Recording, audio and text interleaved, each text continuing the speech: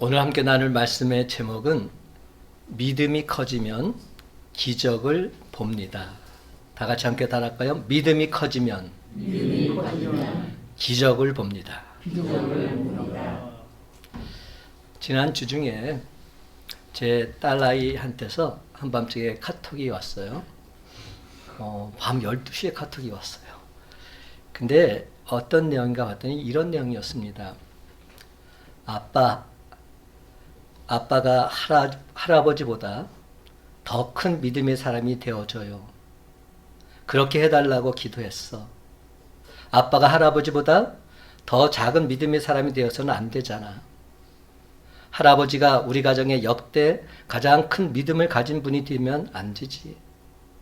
아빠가 할아버지보다 더 큰 믿음의 사람이 되어주고 나랑 오빠는 아빠보다 더 큰 믿음의 사람이 될게요. 그렇게 우리 집이 정말 대대로 더 큰 믿음을 가지는 믿음의 가정이 되길 진짜 바라고 기도합니다.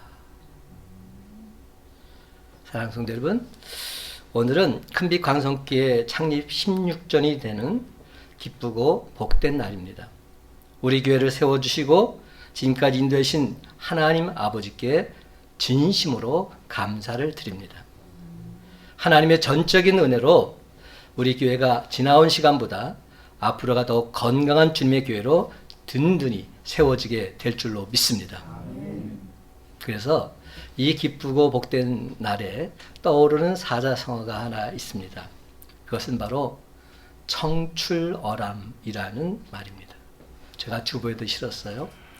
청출어람이란 말은 푸른색은 쪽빛에서 나온다, 이런 말입니다. 이 말의 뜻이 뭡니까? 제자가 스승보다 낫다, 이런 의미로 쓰일 때 쓰는 말입니다. 자식이 부모보다 낫다, 이럴 때 쓰는 말입니다. 성도가 목사보다 낫다, 이럴 때 쓰는 말입니다. 사도행전을 읽다 보면 어느 틈엔가 제자 바울의 이름이 스승 바나바보다 먼저 나오고 있는 것을 발견하게 됩니다. 그 순간 약간 어리둥절해지지요. 바나바는 바울을 이끌어준 사람입니다. 목회 경력도 더 앞섰고 고향 다소에 있었던 바울을 불러내서 목회의 기회를 제공했던 사람이 바로 바나바였습니다.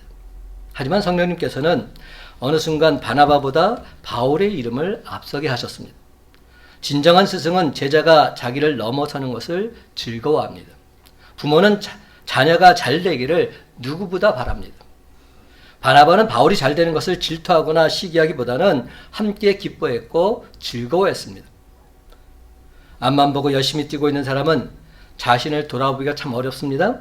바울은 자신의 이름이 선배 바나바보다 먼저 나온 것을 미처 몰랐습니다. 그저 열심히 복음 전파 사역에만 매진했을 것입니다. 바나바는 이러한 바울의 모습을 보면서 진심으로 기뻐해 주었습니다. 자신의 선택이 틀리지 않았음을 주님 앞에 감사했습니다.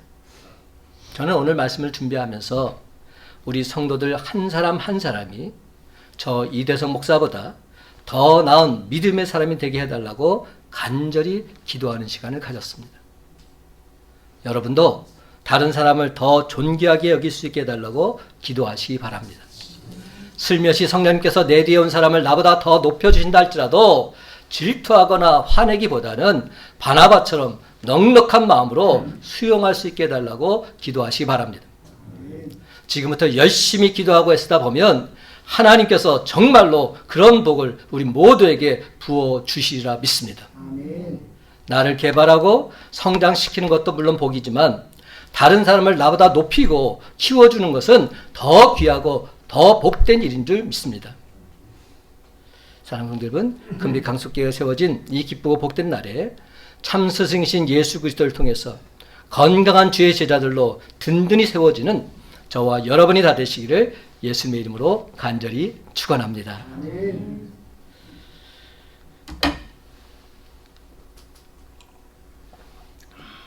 저보다 나이 많으신 어르신들도 많이 있는데 저도 보니까 이제 나이가 꽤 들었더라고요.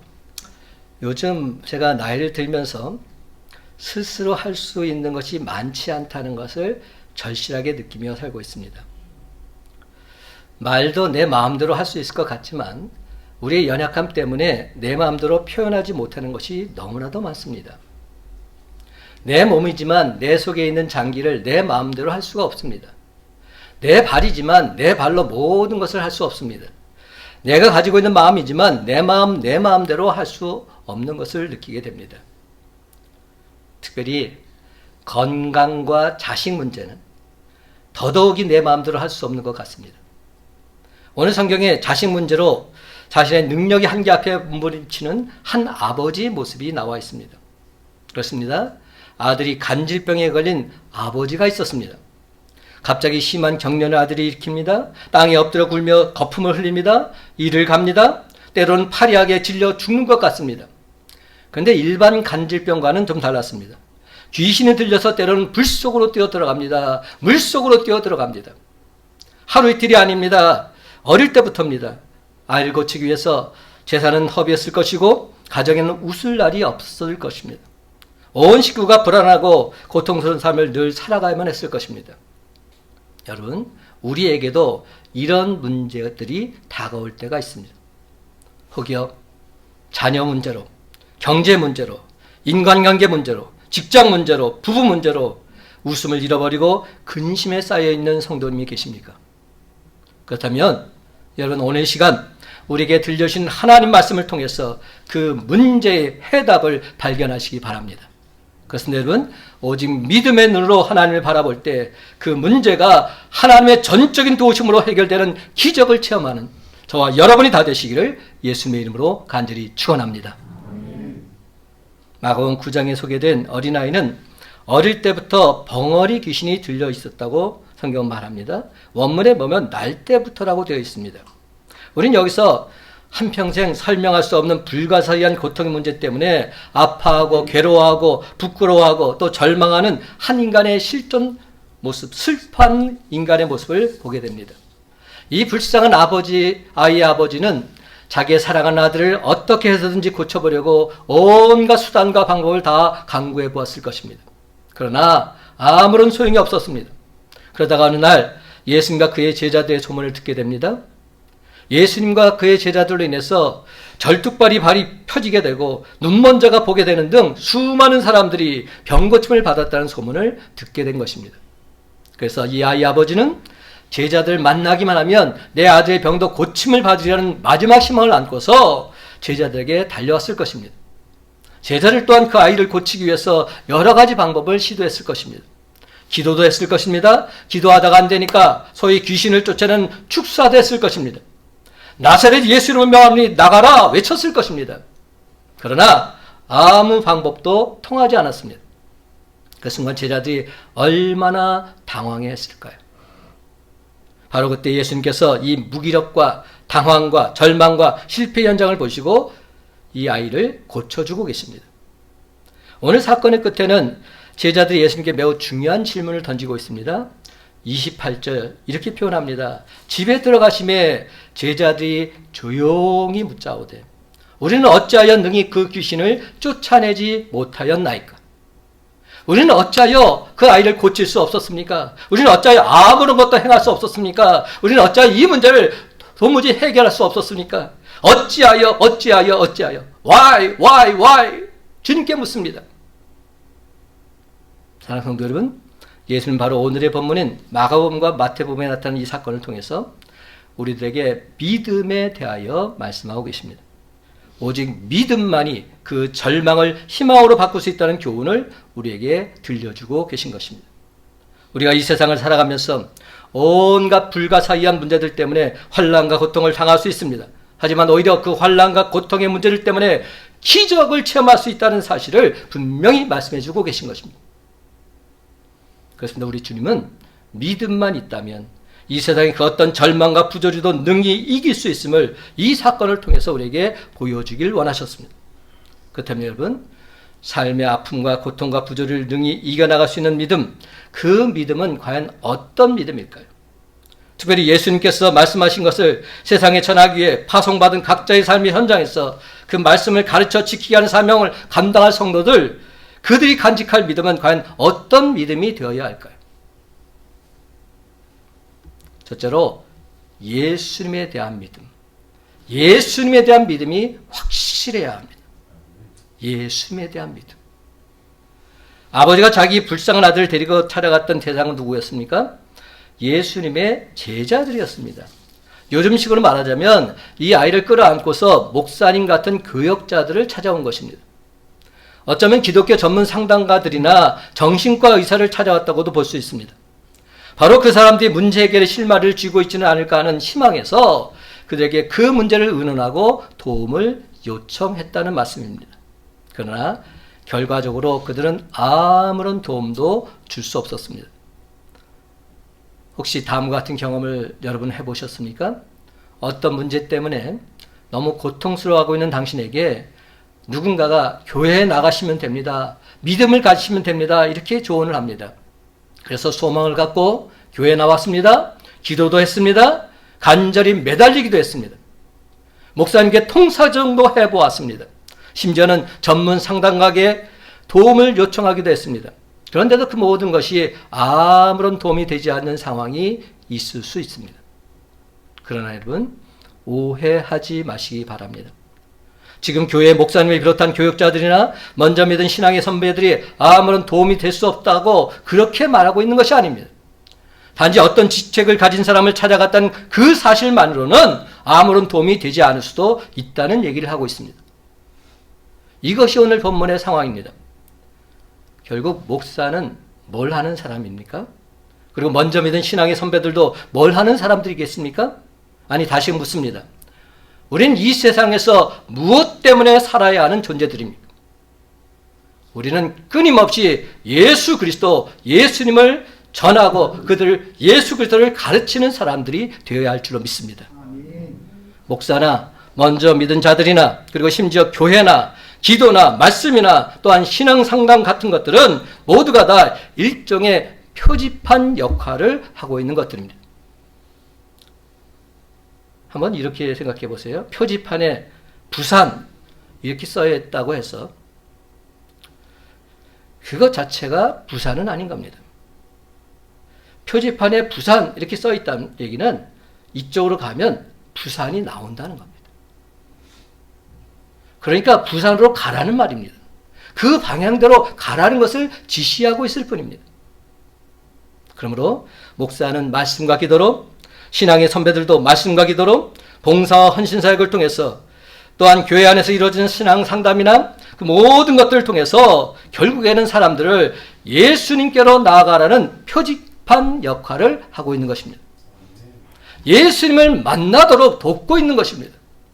그렇다면 결국 누가 예수님을 만나야 되겠습니까? 바로 내가 만나야 됩니다. 내가 예수님을 만나야 됩니다. 아무리 표지판을 세워놨다 할지라도 내가 그 표지판으로 가서 주님을 만나지 않는다면 주님을 만날 수 없는 겁니다. 성경 공부를 하고 혹은 제자 훈련하면서도 발견하는 것이 있습니다. 어떤 사람은 아무리 공부를 해도 안 바뀌는 사람이 있습니다. 그런가 하면 호련히 바뀌는 사람이 있습니다. 이런 사람을 보면 얼마나 큰 보람과 기쁨을 느끼는지 모릅니다. 그런데 어떤 사람은 절대로 안 변합니다. 왜 그럴까요? 그가 예수님을 바라보지 않기 때문입니다. 예수님을 바라볼 마음이 없기 때문입니다. 오늘 본문에 있는 제자들의 모습, 그리고 이 어린아이를 끌어안고 있는 아버지의 안타까운 현장을 한번 살펴보시기 바랍니다. 아버지는 예수님의 제자들에게 머물고 있는 어떤 능력에 기대를 가졌을지 모르겠습니다. 과거 귀신을 쫓아내고 여러 가지 능력을 행한 제자들의 경험에 비춰봐서 나도 오늘 어쩌면 그 도움을 받을 수 있을지 모른다, 이런 기대감이 그 아비에게서 있었을 것입니다. 그러나 결국 그들에게서는 아무런 도움도 얻을 수 없었습니다. 그들은 결국 예수님을 만날 때까지 기다려야만 했습니다. 예수님께서 그 현장에서 그 상황 설명을 들으시자마자 뭐라고 말씀하셨습니까? 이렇게 말씀하셨어요. 그를 내게로 데려오라. 그를 내게로 데려오라. 오늘 본문에서 그 귀신 들린 아이를 예수님께로 데리고 왔다는 이 말씀을 주목하시기 바랍니다. 여러분, 이 순간이 바로 모든 것이 변화되는 순간입니다. 단순히 교회로 데리고 오는 것이 아니라, 단순히 목사나 목회자들에게 문제를 가져오는 것이 아니라 예수님께로 데리고 나온 것입니다. 오늘 본문의 앞부분과 문맥을 따라서 보게 되면 방금 예수님께서는 세 제자와 함께 변화산에서 내려오시던 길이었습니다. 방금 전에 변화산에서 예수님이 보이신 변화의 모습이 의미한 바 과연 무엇이었습니까? 그것은 하나님의 영광을 드러내는 것이었습니다. 하나님의 영광. 변화산에서 예수님께서 변화하는 모습을 통해서 제자들이 발견했던 확실한 사실은 결국 한 가지였습니다. 어떤 사실? 예수님이 하나님이시구나. 예수님이 곧 하나님이시구나. 바로 이 사실이었습니다. 창조주신 하나님께서 하늘의 영광을 버리시고 이 세상에 내려오신 분명한 이유는 친히 저와 여러분의 구원자가 되시기 위해서였습니다. 사랑하는 성도 여러분, 여러분은 진정 천지를 창조하신 창조주이시며 또 구원자이신 예수 그리스도, 예수님 앞으로 온전히 나오신 적이 있으십니까? 습관적으로 교회만 나오는 것, 별다른 의미가 없습니다. 나를 지으신 나의 창조자, 내 병을 치료하시고 내 내면의 병과 내 환경을 치료하시고 내 삶을 바꾸기 위해서 내 삶의 현장에 찾아주신 그분이 바로 여러분에게 이렇게 말씀하고 계십니다. 내게로 오라. 네 문제를 가지고 내게로 오라. 그렇습니다. 주님 앞으로 그 문제와 아픔을 안고 나아오시기 바랍니다. 종교에 대한 외적인 믿음만 가지고 우리 삶이 변화될 것이라고 너무 쉽게 낙관하지 마십시오. 형식과 외식으로는 안 됩니다. 그것 가지고서는 결코 될 수 없습니다. 예수님이 곧 하나님이심을 진지하게 묵상하며 예수 그리스도가 나의 구주, 나의 하나님이심을 선포할 수 있어야 됩니다. 교회에 와서 예배를 드리는 사람 가운데는 두 분류가 있습니다. 교회에 앉아서 그냥 형식적으로 예배를 드리는 사람이 있는가 하면 하나님 앞에서 예배를 드리는 사람이 있습니다. 이걸 뭐라고 말하죠? 코람데오의 정신이다. 하나님 면전에서 내가 예배를 드립니다. 이런 자세로 예배를 드리는 사람입니다. 사랑하는 성도 여러분, 오늘 시간 말씀을 듣는 중에 나는 지금 하나님의 면전에 서 있다. 만물을 창조하신 그 창조주 하나님의 영광 앞에 서 있다. 만물을 창조하신 그 창조주 하나님 앞에 서 있다. 전능자요 지존자이신 하나님 그분 앞에 서 있다. 바로 이러한 믿음의 고백이 온전히 회복되게 되시기를 간절히 바랍니다. 그렇습니다. 이 사실이 정말로 믿어진다면 우리의 예배의 태도가 달라지게 되어 있습니다. 내가 지금 하나님 앞에 서 있다는 확신만 있다면 우리가 이렇게 예배드릴 수는 없는 겁니다. 또한 우리 삶의 자세가 어떠할까요? 하나님이 지금 보고 계신다 이런 확신이 있다면 내 삶의 자세가 달라지지 않을 수 없는 겁니다. 하나님이 보고 계시는데 여러분, 무엇이 우리를 하여금 이 세상을 이기게 할 수 있습니까? 우리의 신앙과 신앙생활의 변화는 오직 예수님에 대한 믿음에 있음을 확신하는 저와 여러분이 다 되시기를 예수님의 이름으로 간절히 축원합니다. 아멘. 두 번째로 예수님의 능력에 대한 믿음도 확고부동해야 됩니다. 그렇습니다. 예수님의 능력에 대한 믿음. 오늘 본문 22절에서 이 아이의 아버지가 뭐라고 하면서 도움을 구하고 있습니까? 22절 한번 보시면 이렇습니다. 함께 읽어볼까요? 시작. 귀신이 그러나 무엇을 하실지 우리를 불쌍히 여기사 도와주옵소서. 아멘. 여러분, 이 말씀 속에서 뭐가 문제인 것 같아요? 무엇을 하실 수 있거든. 요 말이 문제입니다. 다른 말은 문제될 것이 없어요. 귀신이 그를 죽이려고 불가물에 자주 던졌나이다. 우리를 불쌍히 여기사 도와주옵소서. 얼마나 귀한 고백입니까? 근데 무엇을 하실 수 있거든. 요 말이 문제인 겁니다. 무엇을 하실 수 있거든 도와주옵소서. 이게 무슨 뜻입니까? 무엇을 하실 수 있거든 이 말 속에는 이 아이의 아버지 말 속에 전혀 확신이 없음을 나타내고 있습니다. 이는 믿음을 포기한 절망감의 표현입니다. 적극적으로 도움을 구하는 자의 모습이 아닙니다. 거의 자포자기한 상태에서 마지막으로 한번 툭 던져보는 그런 구조 요청에 불과합니다. 당신 제자들이 실패했는데 스승인 당신인들 무슨 소용이 있겠느냐, 이렇게 비아냥거리면서 묻고 있는 겁니다. 참으로 어리석은 태도입니다. 그를 향해서 예수님께서 책망하신 말씀을 들어보시기 바랍니다. 이때 나온 말씀이 바로 이 말씀. 할 수 있거든이 무슨 말이냐. 믿는 자에게는 능히 하지 못할 일이 없느니라. 할 수 있거든이 무슨 말이냐. 믿는 자에게는 능히 하지 못할 일이 없다. 분명히 말씀하고 있습니다. 동일한 사건을 다루시면서 마태복음 17장 20절에서 예수님은 제자들에게 뭐라고 말씀하십니까? 제자들이 이 아이를 고치지 못한 이유에 대해서 예수님은 이렇게 말씀하셨습니다. 너의 믿음이 작은 까닭이다. 너의 믿음이 작은 까닭이다. 이렇게 말씀하셨어요.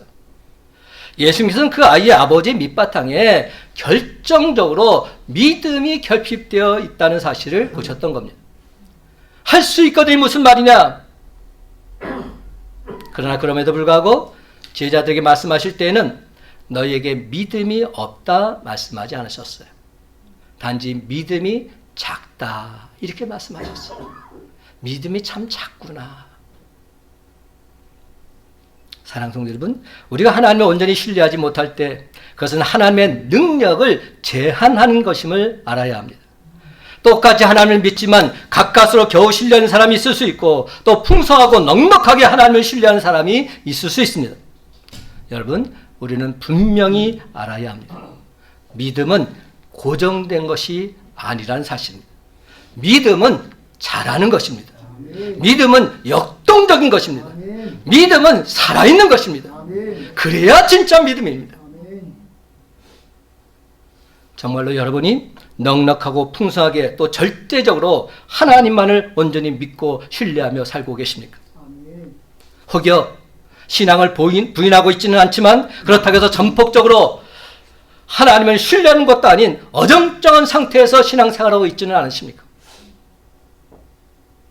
그렇다면 우리의 연약한 믿음이 예수님의 능력 또한 제한하고 있음을 깨달아 아셔야 합니다. 여러분, 예수님께서 병자를 고칠 때마다 사용하신 말씀이 무엇인지 아시죠? 예수님께서 뭐라고 하셨습니까? 병자를 고칠 때마다 항상 하신 말씀이 있습니다. 무슨 말씀 하셨습니까? 내 믿음대로 될지어다. 내 믿음대로 될지어다. 이것이 예수님께서 하신 말씀입니다. 내 믿음대로 될지어다. 예수님의 이 말씀은 모든 상황에서 적용되는 진리라고 저는 믿습니다. 여러분, 작은 믿음은 작은 역사를 가져오게 될 것입니다. 반면에 큰 믿음은 크고도 놀라운 역사를 가져오게 될 줄로 믿습니다. 사랑하는 성도 여러분, 여러분이 제 아무리 큰 문제를 가졌다 할지라도 전능하신 하나님께서 능히 이 문제를 감당하실 수 있던 그 믿음이 여러분에게 있으십니까? 바로 이 믿음이 중요합니다. 여러분 삶의 난관을 헤치고 위대한 꿈을 이루신 하나님이 바로 저와 여러분의 하나님이 되심을 여러분은 진정 믿으십니까? 할 수 있거든이 무슨 말이냐? 믿는 자에게는 능히 하지 못할 일이 없는 일. 그렇습니다, 여러분. 오직 믿음으로 살아가는 사람들에게 능히 하지 못할 일이 없다는 이 말씀이 여러분 삶을 변화시키고 치료하시며 평강과 형통함을 이루어 주실 줄로 믿습니다. 그래서 마침내 이 믿음의 말씀이 여러분의 심령에 천둥소리같이 들려지게 되시기를 예수님의 이름으로 간절히 축원합니다. 세 번째로 더 중요한 믿음이 하나 있어요. 기도의 능력에 대한 믿음입니다. 기도의 능력에 대한 믿음. 28절에 보면 제자들이 예수님께 이렇게 묻고 있습니다. 우리는 어찌하여 능히 그 귀신을 쫓아내지 못하였나이까? 이 질문에 예수님께서는 이렇게 대답하십니다. 우리가 잘 아는 29절 말씀. 기도 외에 다른 것으로는 이런 종류가 나갈 수 없느니라. 마태복음에서는 믿음이 작은 까닭이라고 말씀하셨는데 마가복음에서는 기도하지 않기 때문이라고 말씀하십니다. 그렇다는 얘기는 뭐죠? 믿음이 연약하기에 우리가 기도하지 않는다는 겁니다. 믿음이 연약해서 기도하지 않습니다. 한마디로 말해서 내가 믿지 않는 거예요. 하나님의 행하심을 믿지 않기에 기도하지 않는 거죠. 기도해봤자 아무 소용이 없다 이런 생각을 갖고 있기에 기도하지 않는 겁니다. 그리고 믿음이 작은 까닭이란 말과 기도하지 않기 때문이란 말은 같은 말입니다. 우리가 믿음으로 살지 못하는 이유에 대해서 기도하지 않기 때문이라 분명히 주님은 말씀하고 계신 겁니다. 기도의 삶을 살지 못할 때, 기도의 능력을 잃어버릴 때, 기도의 영성이 사라지게 될 때 하나님이 향한 믿음, 하나님이 향한 신뢰는 흔들릴 수밖에 없는 것입니다. 왜입니까? 기도 외에는 문제의 해결책이 없기 때문입니다. 사랑하는 성도 여러분, 믿음이 부족하다는 말은 무엇입니까? 기도가 부족하다는 말입니다. 분명히 하십시오. 내 기도가 부족하기 때문에 내 믿음이 열악해질 수밖에 없는 겁니다. 그렇다면 도대체 기도가 무엇입니까? 기도는 하나님께 내 시선을 두는 것입니다. 하나님을 온전히 바라보는 것, 이것이 기도입니다. 이 무슨 말입니까?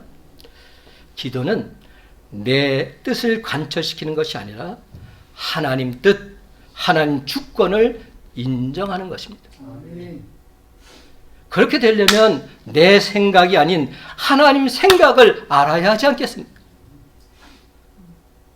그런데 참으로 안타깝게도 많은 분들이 자기 할 말만 하다가 기도의 자리에서 일어서고 납니다. 하나님 음성은 아예 들으려고도 하지 않습니다. 여러분이 기도하는 모습 한번 생각해 보세요. 어떤 기도를 하고 있는지. 내가 원하는 기도의 제목이 있습니다. 기도의 제목을 나열합니다. 이 기도대로 들어줄 줄 믿습니다. 그리고 어떻게 끝납니까? 예수님의 이름으로 기도합니다. 아멘. 이게 끝이에요. 하나님의 음성은 아예 들으려고 생각하지 않습니다. 내가 말하는 거 이거 들어달라는 겁니다. 여러분, 이게 기도는 아닙니다. 이건 세상적인 사람들의 기도와 똑같습니다. 세상적인 사람들도 다 빕니다. 내가 원하는 것 들어달라고, 건강 회복해달라고, 나에게 물질을 더해달라고 빕니다. 이것과 우리의 신앙이 동일했어야 되겠습니다. 우리가 기도하는 목적은 하나님의 뜻을 발견하는 데 있습니다. 내 생각, 내 뜻은 내려놓고 하나님 생각, 하나님 뜻을 발견해서 주님 뜻대로 살겠습니다. 이 고백을 드리는 것이 기도의 삶입니다.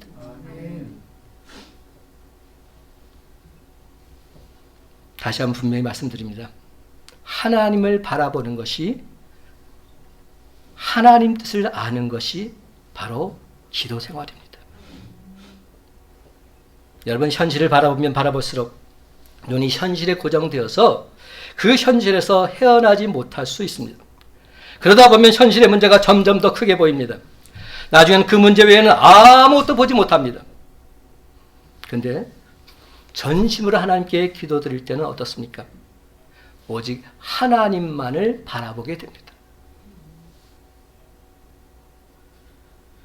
동일한 사건을 기록하고 있는 마태복음 17장에서 예수님은 결론적으로 이렇게 말씀하십니다. 마태복음 17장 20절 말씀, 이르시되 너희 믿음이 작은 까닭이니라. 진실로 너희에게 이르노니 만일 너희에게 믿음이 겨자씨 한 알만큼만 있어도 이 산을 명하여 여기서 저기로 옮겨지라 하면 옮겨질 것이요 또 너희가 못할 것이 없으리라.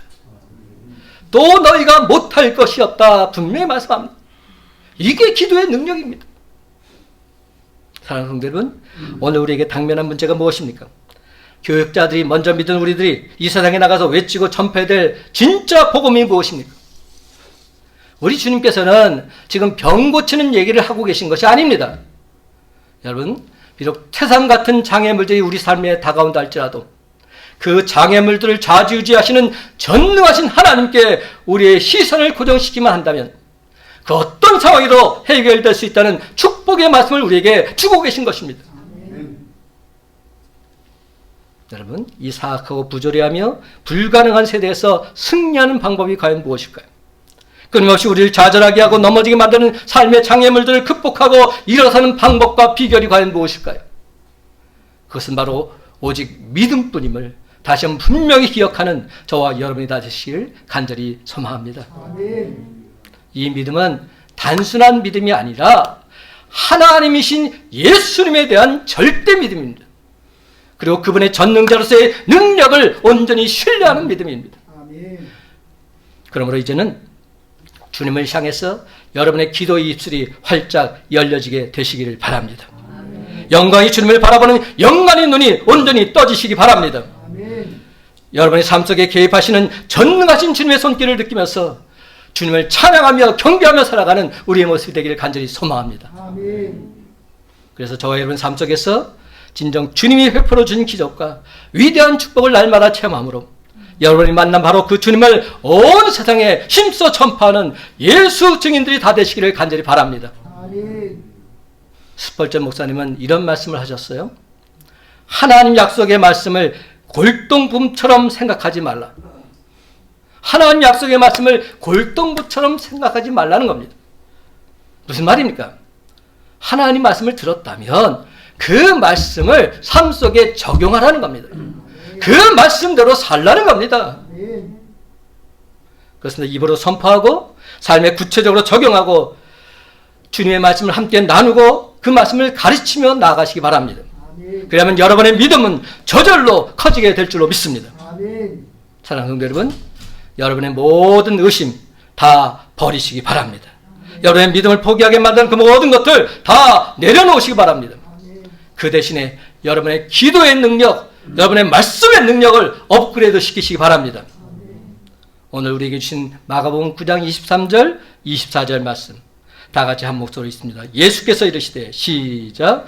예수께서 이르시되 할 수 있거든이 무슨 말이냐. 믿는 자에게는 능히 하지 못할 일이 없느니라 하시니 곧 그 아이의 아버지가 소리를 질러 이르되 내가 믿나이다. 나의 믿음 없는 것을 도와주소서 하더라. 아멘. 내가 믿나이다. 나의 믿음 없는 것을 도와주소서. 이것이 우리의 기도가 되어야 합니다. 이제 말씀을 맺습니다. 사랑하는 성도 여러분, 말씀과 기도로 우리의 믿음이 더욱 커지면 커질수록 우리의 인생 또한 점점 더 풍성하게 변화될 줄로 믿습니다. 날마다 하나님의 기적을 맛보면서 범사에 감사와 찬송이 차고 넘쳐나게 될 줄로 믿습니다. 그렇습니다. 여러분, 믿음이 커지면 볼 수 있는 기적을 날마다 목도하면서 하나님의 강권적인 은혜와 사랑을 온 세상에 기쁘게 전파하며 살아가는 믿음의 사람들이 바로 저와 여러분이 다 되시기를 예수님의 이름으로 간절히 축원합니다.